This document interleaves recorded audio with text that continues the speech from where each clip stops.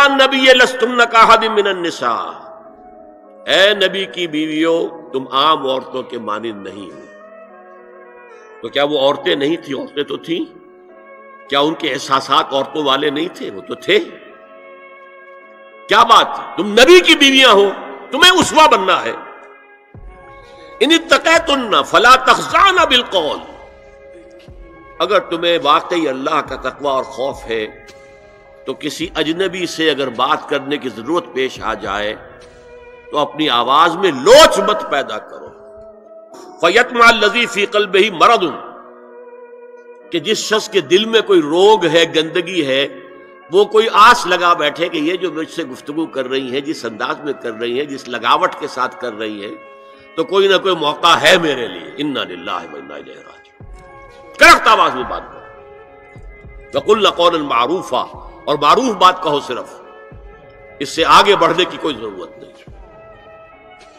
وَقَرْنَ فِي بُيُوتِكُنَّ وَلَا تَبَرَّجْنَ تَبَرَّجَ الْجَاهِلِيَّةِ الْأُولَىٰ، اور قرار پکڑو اپنے گھروں میں، وقار کے ساتھ رہو اپنے گھروں میں، تمہاری اصل جگہ گھر ہے، باہر نکلنا تمہارا کام نہیں ہے۔ ہاں ضرورت ہو سکتی ہے، اس کا بعد میں ذکر آ جائے گا، لیکن فلسفہ کیا ہے؟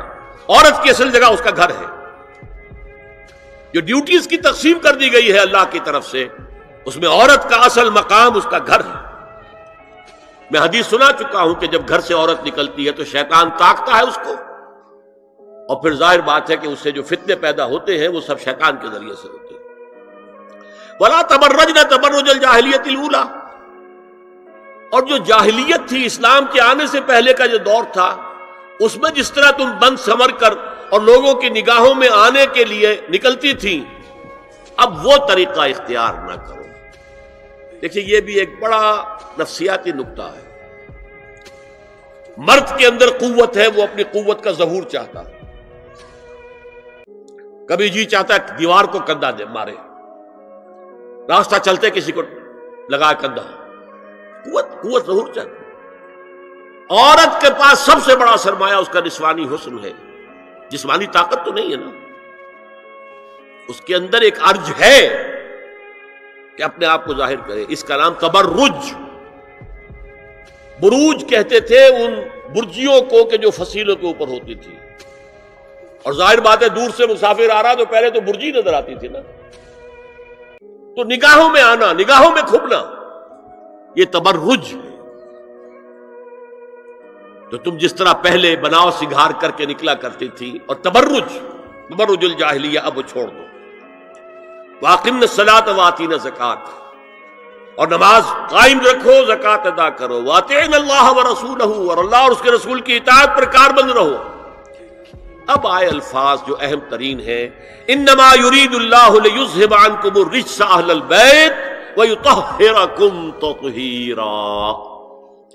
اے نبی کے گھر والیوں، اللہ یہ چاہتا ہے کہ تم سے ہر طرح کی برائی، ہر طرح کی ناپاکی کو دور کر دے اور تمہیں پاک کر دے۔ پاک کرنا کر، خوب خوب خوب خوب، تطہیرا، یطہرکم تطہیرا۔ کیوں؟ تمہیں نمونہ بننا ہے، تمہیں اسوہ بننا ہے۔ یہ الفاظ اصل میں آئے ہیں قرآن مجید میں ازواج مطہرات کے بارے میں، سارا جملہ چل رہا ہے یا نساء النبی سے۔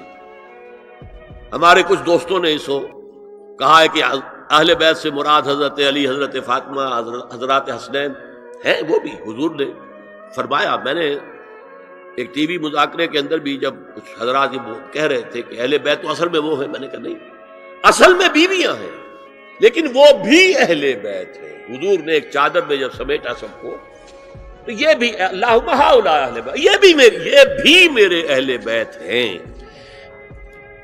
سلمان منا اہل البیت، سلمان بھی ہمارے اہل بیت میں سے، جو جتنا قریب ہوا۔ لیکن قرآن میں یہ لفظ آتا ہے صرف بیویوں کے لیے، ازواج کے لیے۔ یا ایھا الذین آمنوا لا تدخلوا بیوت النبی حتی یؤذن لکم، اہل ایمان نبی کے گھروں میں داخل نہ ہوا کرو جب تک کہ اذن نہ دیا جائے۔ اور اس کے بعد فرمایا وَإِذَا سَأَلْتُمُوهُنَّ مَتَاعًا فَاسْأَلُوهُنَّ مِنْ وَرَاءِ حِجَابٍ، اور دیکھو اگر نبی کی بیویوں سے کوئی چیز مانگنی ہو تو پردے کی اوٹ سے مانگو۔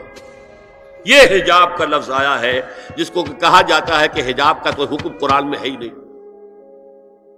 پہلے وہاں کے گھر کھلے ہوتے تھے، دروازوں پر کوئی پردہ وردہ نہیں ہوتا تھا، اور گھر کوئی کنالوں کے اور ایکڑوں کے تو نہیں ہوتے تھے، چھوٹے چھوٹے گھر۔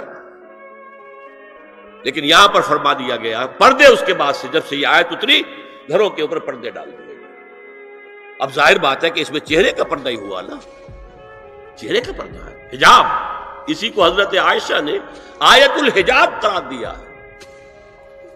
اور پھر دیکھیے جو ریئلزم ہے، ریئلزم میں نے کہا تھا نا کہ اللہ نے بھی فرمایا کہ سب سے زیادہ محبت انسان میں عورت کی ہے، حب زین للناس حب الشہوات من النساء، اور پھر اس کے بعد لمبی فہرست۔ حضور نے فرمایا حبب الی النساء والطیب، یہاں بھی فرمایا گیا ذالکم اطہر لقلوبکم وقلوبہن، یہ زیادہ پاکیزہ بات ہوگی تمہارے دلوں کے لیے بھی اور ان کے دلوں کے لیے بھی۔ اگر نبی کی بیوی بے حجاب تمہارے سامنے آ جائے گی تو وہ نبی کی بیوی ہے اور ازواج مطہرات ہونے کی حیثیت سے تمہاری ماں بھی ہے، لیکن ایک عورت بھی تو ہے، اور تم چاہے صحابی ہو کچھ بھی ہو، تم مرد بھی تو ہو۔ یہ مرد اور عورت کے درمیان جو کشش ہے یہاں بھی اس کا صاف، نبی کی بیویوں کو بھی یہ نہیں کہا کہ اس سے ماوراء ہے، معصوم تو کوئی نہیں نبی کے علاوہ، وہ تو اللہ کہہ رہا ہے ہم تمہیں پاک کر دینا چاہتے ہیں، پوری طرح پاک کر دینا چاہتے ہیں تاکہ تم تمام خواتین امت کے لیے اسوہ بن جاؤ۔ فرمایا یہ جو پردے کی اوٹ سے کوئی شے لینا دینا ہے، اس لیے تمہارے دلوں کے لیے بھی زیادہ پاکیزہ بات ہے اور ان کے دلوں کے لیے بھی۔ یہ ہے اللہ تعالی کا حکم سورہ احزاب کے اندر۔ اس کے بعد اسی سورہ احزاب میں اس سے جو مستثنا ہے، گھروں میں اذن لیے بغیر بھی داخل ہو سکے، جن کے سامنے ازواج مطہرات اپنے کھلے چہرے کے ساتھ آ سکتی تھی، ان کی ایک فہرست دی گئی۔ یہ مختصر فہرست ہے۔ لا جناح علیہن فی آبائہن ولا ابنائہن ولا اخوانہن ولا ابناء اخوانہن ولا ابناء اخواتہن ولا نسائہن ولا ما ملکت ایمانہن واتقین اللہ ان اللہ کان علی کل شیء شہیدا۔